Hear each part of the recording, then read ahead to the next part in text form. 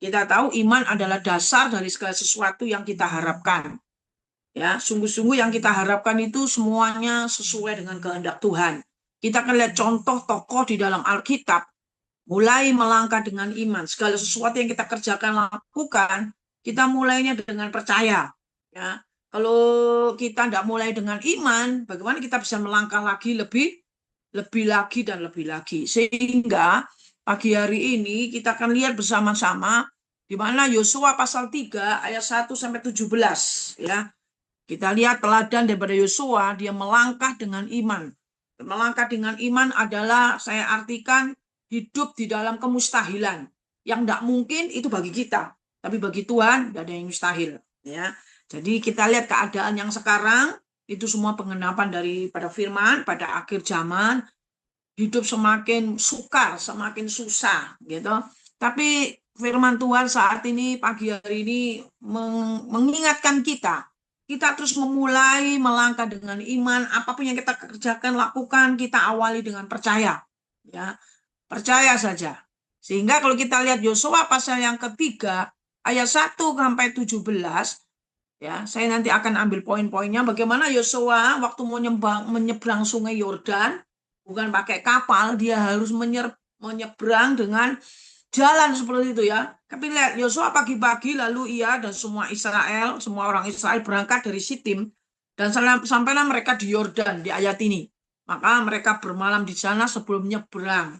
Saya yakin waktu dia mau melangkah dengan iman, dia dikatakan ayat yang ketiga, setelah lewat 3 hari para pengatur pasukan menjalani seluruh perkemahan. Ya, jadi benar-benar dipersiapkan.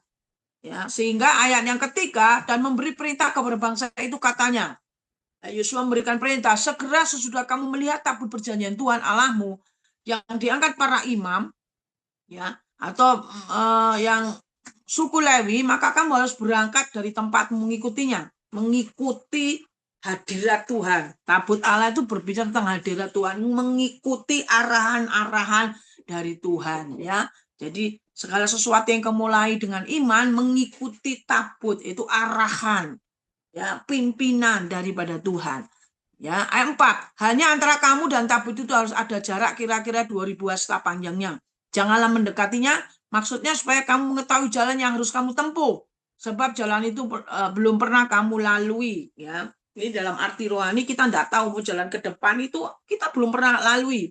Ya, 2025 bulan Oktober ini, habis September, Oktober, kita tidak tahu. Kita belum masuk di bulan Oktober 2025. Apa yang kita akan lalui kita tidak tahu. Tapi di sini ikuti apa yang menjadi kehendak Tuhan, tabut Tuhan, hadirat Tuhan, ya. Jadi tabut Tuhan itu berbicara tentang kehadiran Tuhan, hadirat Tuhan. Dan 5, berkata Yosua kepada bangsa itu, kuduskanlah dirimu sebab besok Tuhan akan melakukan perbuatan yang ajaib di antara kamu, ya. Dari ayat ini, dari ayat yang kelima ini kita mengambil kesimpulan mulai melangkah dengan iman itu. Jadi iman yang benar membawa orang percaya memiliki keberanian untuk melangkah. Iman yang benar loh. Berarti ada iman yang tidak benar, Bu Desi. Iya. Kalau percaya kita hanya berfokus untuk kebutuhan kita, keinginan kita, ya, itu salah. Tapi iman kita untuk kebutuhan Tuhan, untuk sesuai kehendak Tuhan, itu yang benar. Ya, jadi melangkah, orang percaya memiliki keberanian melangkah meskipun ya ada tantangan di depan. Yosua ini menghadapi sungai Yordan, tantangan bagi dia. Wow, tantangannya cukup tidak masuk akal gitu ya, harus menyeberang sungai Yordan seperti ini ya tanpa peralatan yang harusnya khusus untuk nyebrang itu. Nah, ini tantangan. Iman tuh memang iman itu waktu kita melangkah mulainya butuh tantangan. Ya, dalam hidup kita ini penuh dengan tantangan. Kita nggak akan tahu jawaban-jawaban Tuhan di depan kita. Yang selanjutnya kan waktu itu terus berjalan. Ya, dan tantangan demi tantangan, masalah demi masalah dari dalam dunia pelayanan apapun, kita kan nggak tahu ke depannya. Tapi bila kita mulai dengan iman, segala sesuatu percaya saja. Ya, jadi juga ketika tujuan di depan belum bisa terlihat, ya, kok sepertinya masih samar-samar, belum jelas, belum pasti. Bagaimana? Ya, untuk aku bisa menyeberangi sungai Yordan, bagaimana untuk aku bisa lepas dari persoalan masalah tantangan ini, kita belum tahu bagaimana. Ya, sehingga Yosua mengajar kepada kita yang pertama, ya, bahwa iman membangkitkan keberanian itu untuk kita tetap melangkah. Tanpa kita melangkah dengan iman, kita tidak ada keberanian. Jadi iman itu harus ada tindakan. Iman tanpa tindakan mati. Makanya meneladani Yosua melangkah dalam iman itu yang pertama ayat 5 tadi, kuduskanlah dirimu. Ya, Yosua mengajarkan kita, kenapa kita tetap bisa melangkah di saat ya semua kelihatannya nggak jelas, ya kok semuanya nggak pasti. Tapi kita tetap melangkah, ya membangkitkan keberanian kita. Yang pertama dasarnya itu apa? Kita lihat, kita teladani Yosua, ayat yang kelima itu dikatakan diteladani dalam iman apa? Didasari oleh kekudusan. Ya, jadi kita bisa melangkah, mulai melangkah dengan iman. Kalau kita lihat ayat yang kelima, berkata Yosua kepada bangsa itu, kuduskanlah dirimu. Ya, kita bisa memulai melangkah dengan iman, didasari kekudusan. Jadi perintah Yosua kepada bangsa Israel, kuduskanlah dirimu. Sebab besok Tuhan akan melakukan perbuatan ajaib di antara kamu. Ini sudah terjadi belum? Belum. Tapi dia memiliki iman, waktu engkau hidup kudus, ya makanya dalam Ibrani dikatakan, kejarlah kekudusan, dan engkau akan melihat Tuhan. Waktu kita hidup dalam kekudusan, kita tetap melangkah dengan iman, walaupun belum jelas, belum pasti. Kalau kita hidup dalam kekudusan, saya yakin Tuhan turut bekerja, mendatangkan kebaikan dalam segala aspek hidup kita, dalam segala aspek pelayanan kita. Hidup dalam kekudusan itu adalah orang yang memiliki pikiran dan perasaan Kristus. Ya, mengerti apa yang menjadi kehendak Tuhan. Jadi kekudusan selalu berbicara tentang sesuatu yang selalu disiapkan. Kekudusan dimulai dari apa? Hati pikiran kita harus kudus. Kuduslah kamu, Tuhan katakan. Sebab aku kudus. Orang kalau pikiran dan hatinya itu kudus, itu penuh dengan firman. Dia akan memperkatakan firman. Dan orang yang beriman itu, walaupun sepertinya tidak mungkin, tidak pasti, tapi dia tetap percaya, ya, bahwa Tuhan turut bekerja. Waktunya Tuhan lebih tahu. Kita akan mengalami yang namanya kairos, yaitu waktunya Tuhan. Ya, nah sekarang kita jalani ini kan kronos, ya. Besok Rebu, besok Kamis itu kronos yang nyata. Tapi kalau kairosnya Tuhan, itu butuh kekudusan. Kekudusan kepada Tuhan yang membuat kita akan mengalami kairosnya Tuhan. Ya, jadi itu perlu yang namanya persiapan. Kekudusan itu kuduskanlah dirimu, dikhususkan atau dipisahkan dari segala dosa-dosa. Ya, dari segala pikiran-pikiran manusia, dari segala mengandalkan manusia. Orang yang melangkah dengan iman, walaupun tidak pasti, dia fokusnya Yesus, bukan manusia. Oh, orang itu bisa tolong saya. Oh, itu pasti nanti memberikan jalan keluar. No. Hanya Yesus. Orang yang dalam kekudusan, fokusnya hanya kepada Yesus. Ya, kita pandang kepada Tuhan. Tapi Tuhan bisa pakai siapa saja untuk menolong kita. Tapi fokus kita tetap Yesus. Ya, jadi kekudusan berbicara tentang persiapan, ya, atau dipisahkan. Kita menguduskan diri berarti menghususkan hidup kita hanya untuk Tuhan. Mata yang tertuju kepada Tuhan, ya, melakukan apa yang menjadi maunya Tuhan. Ya, jadi hidup sesuai dengan firman Tuhan. Orang yang mempersiapkan diri, ya, dan dia menjadi perenung firman Tuhan yang handal, sehingga Mazmur katakan, kalau kau menjadi perenung firman Tuhan siang dan malam, apapun yang kau kerjakan lakukan akan mengalami keberhasilan. Karena apa? Hati pikirannya Yesus banget. Ya, jadi cara menjaga kekudusan itu hidup sesuai dengan firman. Ya, cara menjaga kekudusan hidup kita itu hidup sesuai dengan firman. Hati pikiran kita semua penuh dengan kebenaran. Sehingga Mazmur 19 ayat 9 berkata, ada kuasa dan petunjuk di dalam firman untuk kita hidup kudus. Buku untuk kita tetap hidup kudus dan mengalami perjumpaan dengan Tuhan, dan kita terus tetap melangkah dengan iman, yaitu kita sungguh-sungguh menjadi pelaku firman, menjadi perenung firman, juga sungguh-sungguh firman itu kita hidupi. Ya, sehingga waktu firman kita hidupi, apapun yang terjadi yang semuanya belum pasti, kita tetap melangkah dengan iman. Sehingga kita berkata, aku percaya Tuhan. Bukan percaya sekedar percaya, yakin banget. Ya, dengan apapun yang terjadi, aku yakin Tuhan, Engkau selalu ada bersama dengan aku. Keperkenanan Tuhan, pertolongan Tuhan, tidak pernah terlambat. Ya, kalau menurut akal kita kok kayaknya tidak masuk akal ini. Ya kan Yosua bisa seperti itu. Waduh, tidak masuk akal nih. Tapi dia bisa mengatur strategi, dia mempersiapkan semuanya. Arti kekudusan tadi ada persiapan. Ya, hidup ini terus mempersiapkan hati pikiran kita untuk terus melangkah dengan iman. Jadi yang pertama didasari oleh kekudusan. Ya, untuk kita bisa melangkah memulainya dengan iman itu didasari dengan kekudusan. Sekarang yang kedua didasari oleh apa? Ayat yang ketujuh, Yosua pasal yang ketiga tadi ayat yang ketujuh. Dan Tuhan berfirman kepada Yosua, pada hari inilah aku mulai membesarkan namamu di mata seluruh orang Israel, supaya mereka tahu bahwa seperti dahulu aku menyertai Musa, demikian juga aku menyertai engkau. Apa dasarnya untuk daripada Yosua ini memulainya semua dengan iman? Dasarnya adalah yang kedua, janji Tuhan.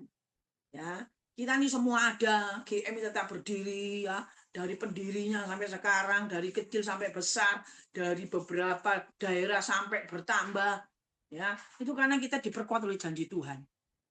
Ya toh, di saat krisis GM ini keadaan semua krisis, GM ini tetap eksis karena memulainya dengan iman.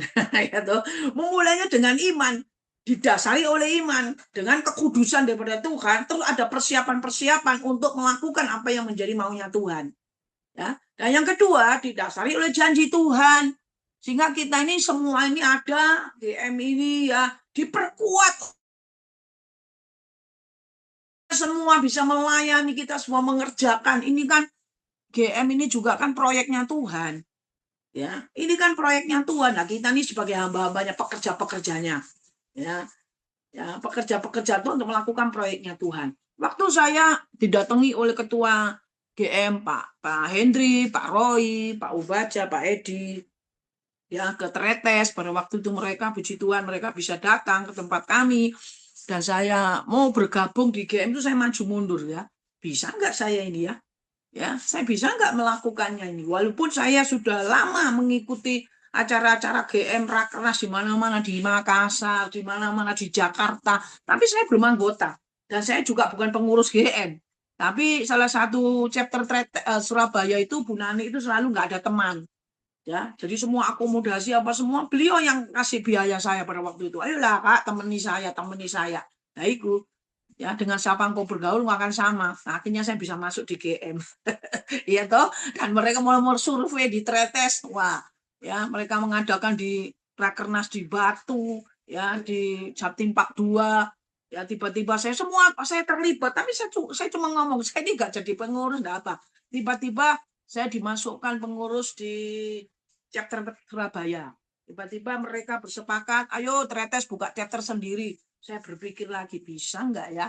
Ya, tapi kita mulai dengan yang namanya iman. Ya udah, yang penting saya dibantu dulu. 2 tahun saya dibantu oleh GM, oleh pusat. Ya, puji Tuhan berjalan dan berjalannya waktu. 2 tahun itu saya mulai belajar ngomong itu saya ini belum pernah bikin-bikin proposal. Tapi saya bisa ngomong ketemu teman-teman dan puji Tuhan saya bisa lepas dari sponsor dari Jakarta mandiri sampai sekarang. Dan saya berpikir 12 cukup lah jumlahnya. Sekarang tambah 25 orang. Saya cuma begini, saya percaya janji Tuhan. Tuhan yang buka, Tuhan yang sediakan. Amin. Jangan mundur. Mulai semua dengan iman, Tuhan yang buka, Tuhan yang sediakan. Saya tolong minta sama pengurus, gimana? Ini loh Bu, susah. Nilainya enggak seberapa loh, saudara. 50.000, 100.000, tapi mereka menantikan loh. Ya, menantikan uang yang seperti itu dikit loh kalau bagi kita. Bagi mereka tuh, waduh Bu, kapan Bu harus dibagi? Memang saya baginya kadang akhir atau Jumat ketiga atau Jumat yang terakhir kita doa bersama di gereja, saya bagikan itu berkat itu. Saya cuma ngomong, ya, berkat ini dari Tuhan. Dan puji Tuhan banyak teman-teman yang membantu dan saya mau bersaksi ada salah satu di anak kami GM ini kelas 2 SMK sampai dia naik sekarang bekerja jadi donatur saudara. Kamu kaget saya bisa membantu ya di chapter Tretes ini. Saya tanya, loh ini siapa? Loh ini dulu anak GM sekarang yang sudah bekerja. Iya Bu, dia sekarang jadi sponsor. Puji Tuhan. Saya enggak lihat nilai. Saya ngomong sama mereka, diberkati untuk memberkati. 100.000, 50.000 itu bantu. Bantu yang bagi mereka yang membutuhkan. Jadi saya bersyukur, saya punya pengurus juga, saya mengajarkan, ayo kita hidup di dalam takut Tuhan, itu hidup dalam kekudusan, itu dasarnya, dasar setiap kita melayani apapun yang Tuhan percayakan diawali dengan kekudusan. Karena kekudusan itu kita tidak pakai pikiran kita manusia, tapi kita pakai pikiran dan perasaan Kristus. Tidak bicara untung rugi, enggak. Karena hati pikiran kita dikuduskan oleh firman. Yang kedua, kita didasari oleh janji Tuhan. Buktinya sampai sekarang sudah berjalan. Saya tanya, berapa yang di chapter kita nih? Ada 25 anak Bu. Terus saya tanya, cukup biaya untuk untuk biaya personal apa semua? Cukup Bu. Ya, kadang-kadang kita setiap tahun bilang, Bu, anak-anak Ibu dikasih kenaikan kelas liburan atau refreshing. Ya, cukup nggak dananya? Kita hitung, puji Tuhan, cukup. Ya, itu anak-anak tuh seneng kumpul semua, disewakan mobil 2, terus kita ada yang mobil pribadi, seneng mereka. Orang tuanya pun seneng. Di situ kita mulai adakan acara ibadah, saling mendoakan, curhat antara anak dengan orang tua dengan anak, mengadakan pemulihan gitu ya. Dengan anak-anak rumah mereka mengalami yang namanya hadirat Tuhan. Mengalami pemulihan antara anak dengan orang tua, antara anak dengan omahnya, dengan neneknya, ya. Nah, itu. Jadi itu kerinduan kita bukan hanya sekedar kita bantu materi, tapi pribadi menjadi anak-anak pribadi yang unggul, juga mental yang sehat dan tubuh pribadi yang unggul, mental yang sehat, mereka bisa memenangkan jiwa. Ya, anak-anak ini bisa ngomong dengan teman-temannya gitu. SMP itu bisa ngomong teman-teman yang punya masalah loh. Loh, masalahmu apa? Kenapa kamu begini SMP ya? Memang saya melatih anak-anak ini untuk bisa mempraktekkan ya apa yang sudah engkau alami bersama dengan Tuhan. Ya, sehingga yang pertama dasarnya kekudusan, yang kedua janji Tuhan. Ya, kita semua ada karena diperkuat janji Tuhan. Jadi Tuhan berjanji kepada Yosua bahwa penerus Musa itu akan menjadi besar, ya, dan dia berada di dalam penyertaannya. So, percaya penyertaan Tuhan itu sempurna dalam hidup kita. Itu janji Tuhan. Aku menyertai engkau sampai pada akhirnya, kan begitu. Kalau kita tahu janji Tuhan itu, penyertaan Tuhan itu ya dan amin, kenapa kita takut? Kita melangkahnya dengan iman.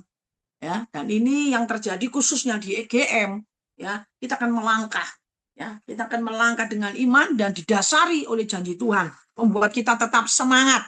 Kalau ayat 9 di dalam Yosua 3 ayat 9 sampai 10, lalu berkata Yosua kepada Israel, datanglah dekat dan dengarlah firman Tuhan Allahmu. Lagi kata Yosua, dari hal inilah kamu ketahui bahwa Allah yang hidup ada di tengah-tengah kamu, dan bahwa sungguh-sungguh ya akan dihalonya seorang Kanaan, orang Het, orang Hewi, orang Eris, ya, orang Girgasi, orang Amori, dan orang Yebus itu di depan kamu. Ini janji Tuhan. Ya, banyak perkara-perkara, banyak musuh-musuh yang akan menyerang kita, tapi kita percaya akan janji Tuhan. Tuhan akan memberikan kemenangan kepada kita. Tuhan akan menolong anak-anak GM, ya. Juga chapter test, chapter yang di mana-mana, jangan berpikir tidak mungkin, tidak ada yang mustahil. Kita percaya janji Tuhan. Ya, saya punya prinsip, kalau Tuhan sudah buka chapter di test, Tuhan pasti tutup dan Tuhan pasti adakan. Ya, jadi saya bersyukur juga dengan adanya chapter test ini. Jadi saya yakin GM ini juga jadi terkenal, ya. Ya, apa itu GM? Mulai ngomong, walaupun kita bercerita, mereka belum digerakkan Tuhan untuk menabur, ya tidak apa-apa. Kita nggak perlu maksa. Saya baru ngomong dengan satu orang aja langsung dia menabur, ya. Kalau belum, itu bukan waktunya Tuhan. Jadi Allah tidak lalai menepati janjinya, ya. Janjinya itu menjadi besar dengan penuh kepastian kalau kita percaya kepada janji-janji itu, ya. Sehingga Tuhan justru sedang menunggu, ya, dengan sabar apa yang kita akan rubah, pola pikir kita, ya, tindakan kita yang nggak sesuai dengan firman, kita akan ubah. Ya, jangan selalu berkata enggak bisa, enggak sama langkah. Itu saya ambil keputusan bersama pengurus apa? Kita sponsor dari pusat kita hentikan, ya toh. Saya juga kasihan dengan pengurus-pengurus di sana, paling mikir ya, mikirin ini, bikin yang lain, ya toh. Jadi saya cuma berkata, ayo kita belajar berani melangkah dengan iman.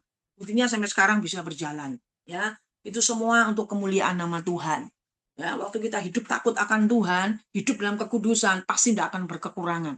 Ya, pasti akan berkelimpahan. Ya, sehingga jangan melangkah karena dasar-dasar lain. Ya, atau rapuh, tidak ada kepastian, menjadi rapuh, palsu. Tapi dasar-dasar kita tuh firman. Ya, dasar-dasar itu firman, biarlah dia berdaulat atas hidup kita, dan percayalah, ya, kita jangan mengandalkan manusia.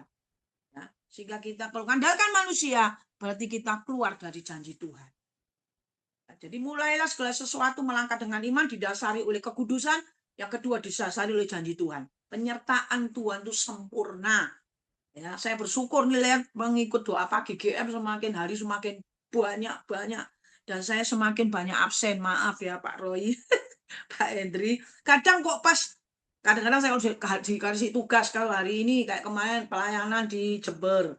Ya, dan besok ya hari ini sebenarnya ada BKSAG seluruh gereja-gereja di tempat kami. Ya, karena saya kemarin pulang dari Jember cukup jauh, PP itu sampai 8 jam, saya minta izin. Ya, saya tetap tidak minta izin untuk GM kan saya sadar, waduh kok saya izin terus. Ya, kalau kasih tugas pasti ada pelayanan. Kalau kasih tugas pasti ada pelayanan. Hari ini saya izin, yang di sana izin ya, tidak mengikuti. Nah, jadi biarlah kita semua diperkuat oleh janji Tuhan, gitu aja. Orang itu ya, manusia itu loh. Kalau kita nih punya masalah, misalnya saya punya masalah, ya, saya telepon sama Pak Rudi, gembala di Labuan Bajo itu teman saya satu angkatan 36 38. Rupanya di sini juga ada Pak Ayub itu teman saya. Teman saya ya. Nah, kalau angkatan 36 berarti tahun 91 kita sudah berteman. Gitu. Walaupun Pak Rudi bilang, Pak janji-janji saja katanya mau ke Labuan Bajo, ya itulah Pak. Kapan itu mau pergi, kami ada tour ke Cina, ya toh. Bukannya mau pilih tour daripada pelayanan, enggak. Pasti banyak teman-teman di tempat ini. Tapi waktu misalnya saya telepon, Pak Rudi, saya udah punya masalah begini-begini. Tenang Bu, saya pasti tolong. Kan dia udah berjanji. Dia sudah senang, lega loh. Wah, dia bisa nanti tolong saya. Itu janji manusia aja bisa melegakan hati, pikiran kita. Walaupun belum tentu dia akan tolong, kalau enggak, dia cuma janji kok. Janji ya Bu, ya itu sudah senang, lega. Apalagi ini yang berjanji Tuhan. Kalau janji Tuhan itu tidak pernah meleset. Kalau manusia kadang bisa meleset gitu loh. Tapi janji Tuhan tidak pernah meleset. Makanya mulai melangkah dengan iman, pegang janji Tuhan. Ya, kita semua hamba-hamba Tuhan pegang janji Tuhan. Ya, sehingga kita akan bersama Tuhan, kita akan lewati semua. Ini sekarang dasar yang terakhir apa? Ya, apa dasar yang terakhir kalau kita memulai sesuatu dengan iman? Itu ayat yang ke-13. Ya, kita lihat Yosua ayat yang ke-13. Segera sesudah kaki para iman pengangkat tabut Tuhan, Tuhan semesta bumi berhenti ya di dalam air sungai Yordan, maka air sungai Yordan itu terputus. Air yang turun dari hulu akan berhenti mengalir menjadi bendungan. Coba, keren nggak? Waktu kita pegang janji Tuhan, waktu didasari hidup kekudusan daripada Tuhan, mujizat, kemustahilan kita akan alami. Ya, itu saya alami. Ya, saya alami. Jadi orang-orang yang membantu saya bukan orang yang dekat-dekat, saudara. Orang yang tidak pernah saya pikirkan itu bisa tolong saya. Wow, sekarang keren. Luar biasa Tuhan ini. Bukan berarti saya lebih hebat dari saudara yang tidak, kita sama, kita punya Tuhan yang sama kok. Ya, seringkali iman tuh nggak bisa didasarkan perasaan. Iman ya iman harus progresif kan begitu. Ya, bagaimana kita bisa mengalami kemustahilan? Ya harus menyeberangi Sungai Yordan. Bagaimana kita mengalami kemustahilan? Yang harus mengikuti proses. Ya, jadi yang ketiga ini didasari oleh apa? Ya ini didasari oleh keberanian. Kalau kita mau menyeberang, kalau nggak maju mundur, ini nanti saya kok tenggelam gimana ini? Gimana? Sebelum kita melangkah ya Tuhan tidak usah bekerja. Ya, tapi kita melangkah, akhirnya air itu wow, semua akan ditutup dari hulu semua. Wow, mujizat terjadi ini. Nah, itu butuh yang namanya kerjasama. Kalau engkau memiliki kekudusan daripada Tuhan, didasari janji Tuhan, nggak takut melangkah. Ya, jadi miliki didasari keberanian. Keberanian adalah penting. Ini akan mengantar kita untuk berani melangkah. Ya, sebaliknya ketakutan tidak akan membawa kita kemanapun juga. Kalau kita takut ya udah kemana-mana. Nggak bisa kita melakukan apa-apa. Nah, itu yang pertama saya jadi chapter track. Saya takut juga. Waduh, ya nanti pada akhirnya saya ini harus cari donatur sendiri nih kan begitu. Lu gimana ya? Bisa ya. Begitu saya yakin, saya percaya, oh bisa ya. Gitu loh. Memang perlu harus proses, gitu. Tapi kalau saya terus dalam ketakutan, wah, wis tidak ada namanya perubahan-perubahan. Ya, jadi perintah Tuhan itu disertai dengan janji. Ya, jadi waktu kita lakukan perintah Tuhan itu didasari oleh janji, terus lakukan aja lah. Bahwa ketika kaki para iman pengangkat tabut itu masuk ke sungai Yordan, sungai itu terputus alirannya, loh kan? Jadi ketika ada langkah iman, baru terjadi mujizat. Yang menjadi masalah kita tidak melangkah-melangkah. Karena masih pakai pikiran perasaan kita ngomong seperti ini. Masa sih bisa? Mulai berasumsi. Nanti begini, nanti begitu. Ah, kreatif. Itu namanya kreatif. Kita semua belajar. Di sini yang membantu senior daripada saya. Gitu. Saya ini terus mau belajar. Ya, kadang-kadang melakukan segala sesuatu. Melangkah Tuhan. Ya udah melangkah. Ya, memang waktu kita melangkah itu ya penuh ketakutan. Iya, kita lawan ketakutan kita. Apa sih yang membunuh iman kita? Ya ketakutan kita. Ya. Jadi, lihat Yosua memimpin bangsa ini untuk menjadi pemberani dan melihat bahwa keberanian mereka menghantar dikatakan ke seberang. Saya yakin YPGMI ini akan membuat gedung sekolah. Waduh, Pak Henry sudah bikin plannya seperti itu. Saya katakan wow wow wow keren ini. Keren loh itu tempatnya. Ya, kalau sudah digambar seperti itu, saya cuma mau berdoa Tuhan, bagi Tuhan tidak ada yang mustahil. Kita nggak ngomong itu modalnya dari sama, uangnya siapa? Kita harus ngomong uangnya Tuhan. Itu uangnya Tuhan, raja di atas gelar raja. Katanya Pak Hendri, pusing udah sih, serahkan semua kepada Tuhan. Juga pengurus-pengurus, saya lihat foto-foto mereka, wih, tanah seperti itu sudah dibangun, maksudnya di mimpi mereka, visi mereka ke depan tuh keren loh. Ya, keren itu. Kalau kita nggak bisa menikmati nanti anak cucu cicit kita kan begitu. Ya, visinya tuh wah keren-keren. Ya, ini keren-keren ya. Jadi kita terus percaya bahwa GM ini akan membangun menjadi sungguh-sungguh ya, memiliki visi, misi yang daripada Tuhan sehingga memiliki keberanian, ya, berani, ya. Sehingga Yosua ini dikatakan berani menghantar bangsa Israel untuk menyeberang. Bukan satu. Kita kalau memimpin orang 10 aja punya pemikiran yang berbeda-beda. Ini bangsa Israel ya disuruh nyebrang bisa aja yang satu. Gimana sih Yosua ini? Suruh nyebrang. Waduh kalau satu ini tidak kompak, nggak sehati, ya toh, tidak seiman, ya toh, lari. Terus nggak terjadi apa-apa. Tapi kok bisa mereka tuh kompak? Bangsa itu tuh bisa kompak, bisa menyeberang sungai Yordan dan terjadi mujizat karena apa? Yaitu diawali didasari oleh kekudusan. Fokusnya Yesus. Yang kedua, didasari apa? Mereka dipercayakan janji-janji Tuhan. Percaya Tuhan menyertai. Ya, saya yakin otaknya ini dicuci saya. Bahwa Tuhan itu pasti menyertai. Bahwa Tuhan itu pasti menolong. Dibrowsing otaknya, dicuci. Dan mereka baru melangkah. Jadi yang menyuci otak kita ini harus apa? Firman. Ya, bukan akal kita, bukan asumsi kita, tapi firman. Sehingga kita bisa melangkah. Mulainya dengan iman. Amin. Jadi melangkah dengan iman itu minta petunjuk Roh Kudus. Dalam hidup kita tidak tahukah kamu? Kita ini baik daripada Roh Kudus. Dalam hidup kita ini ada Roh Kudus. Ya, minta pimpin aku Tuhan, peganglah tanganku Roh Kudus. Kapan? Setiap hari. Supaya aku tidak tersesat. Gitu. Jadi yang kedua, apakah hidup kita ini selalu bertanya, apakah hidup ini sesuai dengan kehendakmu enggak? Sesuai dengan firmanmu enggak Tuhan? Ya, kita terus hidup ini banyak pertanyaan. Gak usah mempertanyakan yang lain-lain. Tanya dengan diri kita sendiri. Hidup ini udah sesuai dengan firman nggak Tuhan? Kenapa orang bisa jatuh dalam dosa? Karena sudah tidak pernah bertanya sama Tuhan. Merasa lebih kudus, merasa lebih rohani, merasa lebih hebat. Makanya malah jatuh dalam dosa. Orang kalau merasa lebih hebat, itu adalah orang sombong. Sombong rohani juga banyak. Saya lebih banyak dengar suara Tuhan. Wow. Gampang kok yang membedakan orang yang dekat sama Tuhan itu memiliki karakter Kristus. Ya, memiliki integritas. Dapat dipercaya. Ya, omongannya itu ya, tidak, selebihnya dari setan kan begitu. Itu orang yang dekat Tuhan. Ya, jadi waktu berani melangkah minta petunjuk daripada Roh Kudus, hidup sesuai dengan firman dan kehendak Tuhan. Yang terakhir, apakah tindakan imanku ini membuat orang damai sejahtera? Itu penting. Jangan iman membuat orang tidak damai sejahtera. Mulai kita menghakimi, loh, aku ini sudah bersuara dari Tuhan. Kamu harus begini, begini. Loh, kalau orang itu nggak damai sejahtera, berarti itu bukan dari Tuhan. Akhirnya kita jadi batu sandungan. Ya.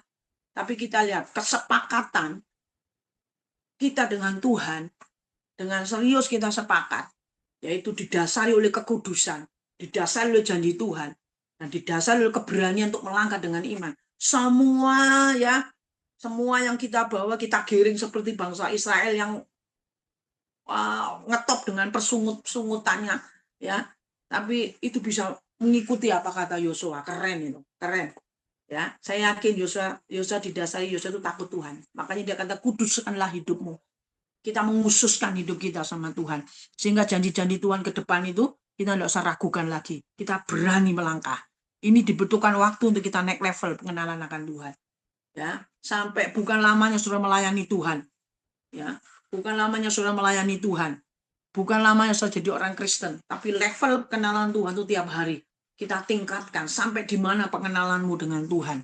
Pengenalan akan kebenaran, ya. Ini membutuhkan waktu terus. Pengenalan akan firman, ya, karena firman itu akan menjaga kita, ya. Firman Tuhan itu dicocokkan dengan kehendak kita. Bisa nggak? Firman Tuhan dicocokkan dengan kehendak kita. Bukan kehendak kita dicocokkan oleh firman, itu terbalik itu. Bukan kita yang menguasai firman, tapi firman yang menguasai kita. Itu artinya firman yang dicocokkan dengan kehendak kita.